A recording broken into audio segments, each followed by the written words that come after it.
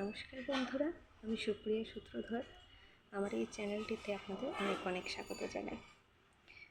এটি আমার চ্যানেলের প্রথম ব্লগ। আজকে আমি শেয়ার করব আপনাদের সাথে একটি মাছের রেসিপি।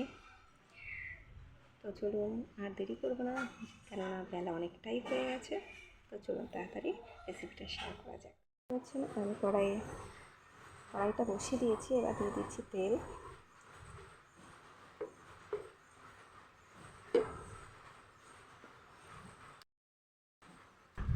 এরপর আমি এতে গোটা জিরে আর শুকনো লঙ্কা দিয়ে দিলাম। আর আমি এখানে কেটে রেখেছি কচু আর মূলো, সেটা একটু ভেজে নেবো ভালো করে, লাল লাল করে। বাবা বললো এটাকে একটু ভালো করে ভেজে নেবি, না হলে গলা ফিল করতে থাকবে। তাই একটু আমি ভালো করে একটু লাল লাল করে ভেজে নেবো। জানি না রান্নাটা কেমন হবে, আমি এটা প্রথমবার ট্রাই করছি। একটু হলুদ দিয়ে দিচ্ছি,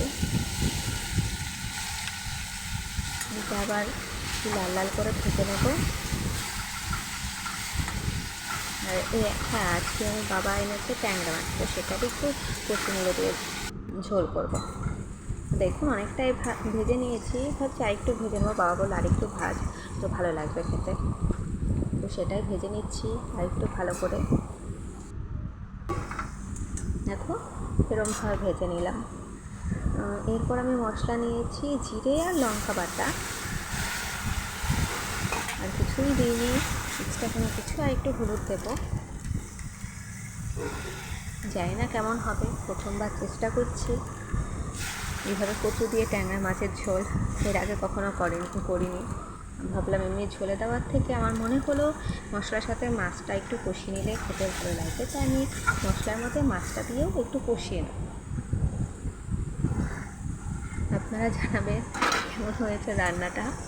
আর আপনাদের কাছে যদি কোনো রান্নার রেসিপি থাকে অবশ্যই আমার সাথে শেয়ার করতে পারেন, আমি চেষ্টা করবো সেটা করার। অবশ্য আমার রান্না করতে বেশ ভালো লাগে, কিন্তু আমি সেরকম রেসিপি জানি না। আপনাদের জানা থাকলে অবশ্যই বলবেন। অনেকটা কষিয়ে নিচ্ছি।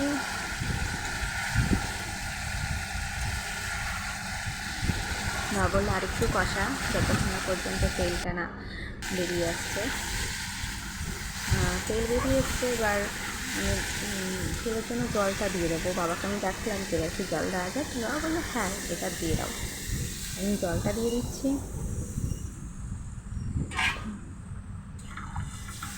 এবার ফোটাতে হবে অনেকক্ষণ ভালো করে। তারপর বাবা আমাকে বললো একটু লবণটাও চেক করে নিবি, লাগলে দিয়ে দিবি। দেখুন আমার তরকারিও রেডি হয়ে গেছে। বলুন কেমন লাগছে আমার রান্নাটা। ভালো লাগলে অবশ্যই আমাকে বলবেন। চলুন এবার ঢেলে নেওয়া যাক। আর আমার এই রান্নাটা ভালো লাগলে অবশ্যই একটা সাবস্ক্রাইব করে দেবেন। আর অন্যান্য রেসিপি থাকলে আমার সাথে প্লিজ শেয়ার করবেন। দেখুন কেমন হয়েছে রান্নাটা, অবশ্যই আমাকে কমেন্ট করে জানাবেন।